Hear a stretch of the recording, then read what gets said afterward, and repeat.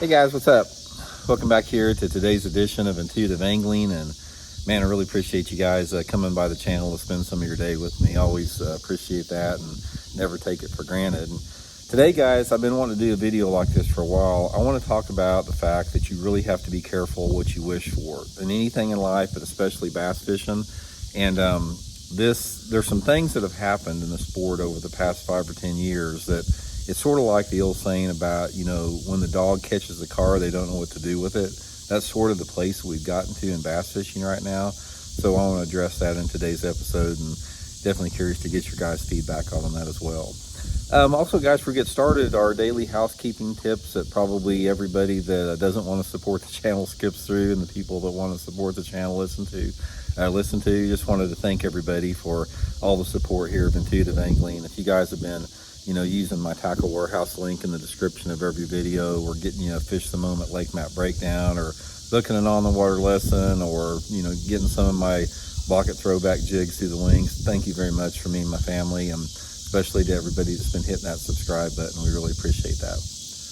Okay, guys, if my eyes are watering, it's like I've been out working in the yard today, and it's been so freaking dusty, and man, I don't know if it's the dust or the pollen, but guys, man, I'm all puffed up and red right now in the eyes here, so that's what's been going on here in the yard all day. I'm still in my grubbed out work shirt too. Okay, guys, I remember a couple years ago, or actually the last time I was down in Florida in a tournament. I fished tons of tournaments in Florida, guys, over the years. Not so much the last couple of years since I just started fishing here regionally and locally, but I used to fish at least twice a year in Florida for over 30 years. And the last time I was down there for an FLW tournament down at Lake Kissimmee, I saw this one sign on the road. It said, "Welcome to Florida. Hope you enjoy your visit, but don't stay." And I found that to be so true, because we all know what's happened to Florida. Florida is a shadow of itself. It's like there's been so many people move down there and retire. There's been so many developers that have been down there and are destroying the Florida ecosystem to put in retirement villas. The natives of Florida don't want it. They've seen their state be basically destroyed by, this huge influx of population and development from the developers down there. So I remember when I saw that, it's like, that is got to be one of the wisest statements I've ever seen that you can apply directly to bass fishing. Now, ever since I've been in the sport, one of the biggest talking points of every part of the sport that had a vested interest in it, you hear pros talking about it, you hear tournament organizations talking about it, the industry talking about it. We got to grow the sport. We got to grow the sport. What can we do to get more people in the sport? The reality of the situation, guys, is we already have too many people in the sport. I hate to say that. I'm not trying to be exclusive or keep people out of it. But one of the things you have to realize is we have a finite amount of water in this lake, finite amount of fish, and it's just logic. It's basic, simple logic that you can't put more people on the resource than the resource can support.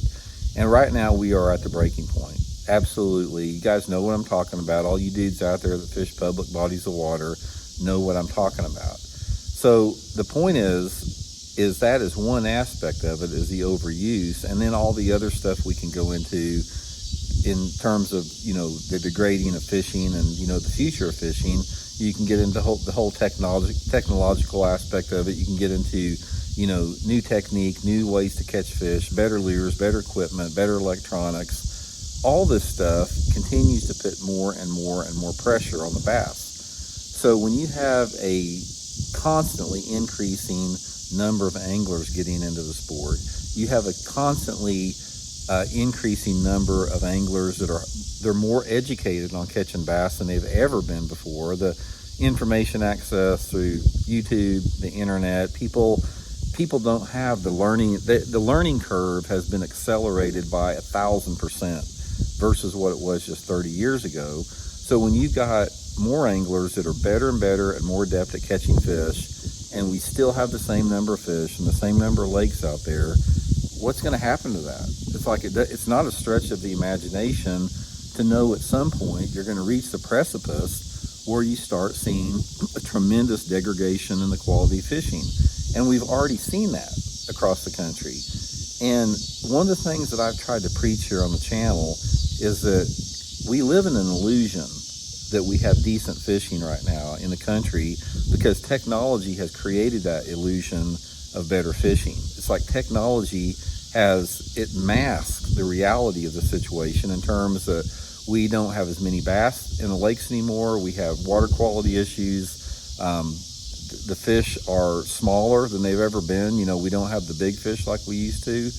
All this contributes to what I'm just talking about there. So given that fact, I don't think anyone that pays attention to the sport can deny the reality of that situation. A lot of people try to do that, but one of the things that I try to bring people back down to reality is that if you take traditional bass fishing techniques in terms of simple electronics, simple lures and equipment, things that people used as the mainstay like 30 or 40 years ago in fishing and bass fishing across the country, just your basic lure categories, flashers, two-dimensional sonar, and not have that access to information, no GPS, no mapping, no high, tech electronics, and you put them on the lakes that we have today, you'll see what I'm talking about real quick. You'll see what I'm talking about is in the degradation of fishing quality, because you can't compare the tournament weights or the number of fish people caught 30 or 40 years ago with what they have now,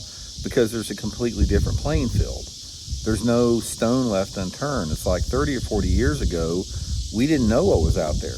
We didn't know what was sitting out there on the end of that creek channel intersection or on the end of that point or up underneath that boat dock. You had to fish to find out, and then you had a lot more of a rudimentary lure selection with that. So that was a lot more, it's a sort of a dose of reality, the way fishing is, that has been masked now by technology. So what do you do about this? I mean, what are we looking for moving forward in the future? First of all, it's like this is something that's not going to fix itself easy, because everything I'm talking about, it goes against every special interest group in the sport.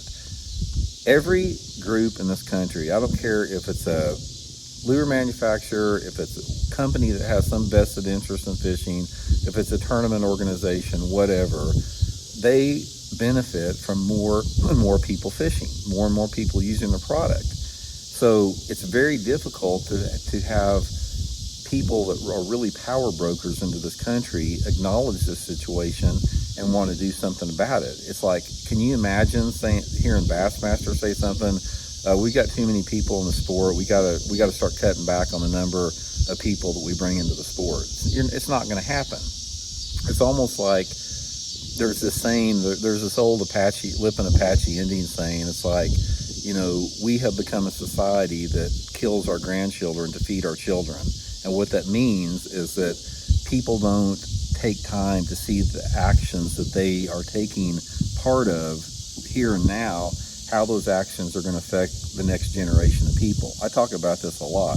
You can apply that directly to what I'm saying here with the fishing end of it. So the only way that we can really address this situation, there's two different things with that I've talked about it before, is we have got to have more water in this country to fish. We have got to have more lakes to fish. And I've talked about this a lot, guys. It's not hard to do. It's like the only thing that we have to have in order for this to happen in the country is we have to have people in positions of power politically on a senatorial, state, national, local, whatever, that push for the anglers and for the well-being of the anglers, and start pushing through these projects and start implementing and introducing bills that allow us to have some type of federal subsidies for building more lakes across the country. I don't mean like these big honking 40 and 50,000 acre lakes. That's something that's probably not realistic.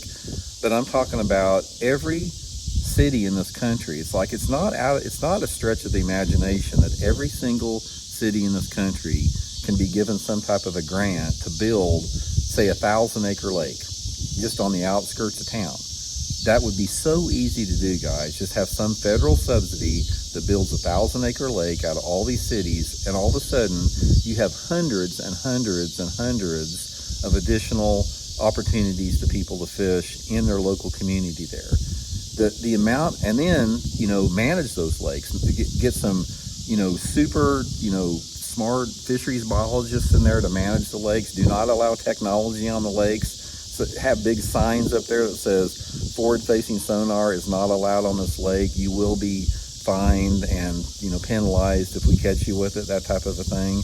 But if we create more opportunities for water, then we can accommodate the ever-increasing number of anglers that want to fish out there. It would be such a great make-work project. And on top of that, it'd create, additional wildlife habitat. It would create, recreational opportunities for have a park-like setting around there for people to come in and, hang out even if they didn't want to fish. It'd be freaking awesome.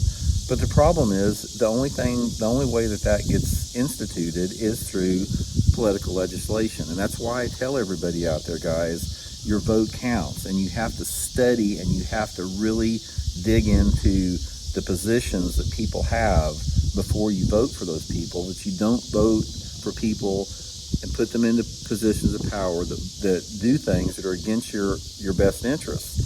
Most people don't do that. Most people don't dig deep enough to see what the policy, issues of people that they vote for are. That is one thing you can do about it. The next thing that you have to do with it, or that you can do with it, it gets back into the old conversation that we always have, guys, is we can't let technology take over the sport. And right now, I can tell you something, guys, this AI stuff right here it's out of control. I have been paying close attention to it, and the potential destruction that AI has on the future of the sport is wide-ranging and unbelievable. When you talk about AI technology that is going to be integrated in our sport, it's going to put even more pressure on the fish. It's going to make it even more difficult to maintain a sustainable fishery out there. There's not anything that we can benefit from that. And I can promise you guys, all these electronic companies out there right now that have, destroyed the sport with forward-facing sonar bullshit, I can promise you this AI is on the horizon. There is shit that's coming that we probably can't even imagine with AI technology in the sport of bass fishing that we have got to resist and undermine at every turn. And the responsible thing to do is, if we would ever get people in the positions of power that run the conservation departments around this country, to basically, on every body of water of the lake, technology is limited. You will not be allowed to fish on this lake unless you just have 2D sonar or whatever. And if you're caught there, you're going to have a $50,000 fine or whatever with this technology. Until we remove technology from the sport and stop it in its tracks before it gets out of hand, it's just like what I'm talking about. We are just like what the Apache says. We're killing our grandchildren to feed our children. It's the same thing you can apply to fishing here. So it's a tough thing, and it's so counterintuitive, or so against the way that people are. It's against people the way they're brought up to think, as far as get more, grow. You got to develop. You got bigger and bigger. And guys, at some point you can't. At some point, you got to say enough is enough. We got too many people fishing. We got too many people on our waters. We got too much technology in fishing. At some point, you have got to back off, and you've got to allow critical thinking to take over, and you have got to address the hard questions, and you have got to address the reality of the situation, even if it steps on some people's toes out there. So anyway, guys, let me know what you think about it. Appreciate you tuning in. We'll talk later.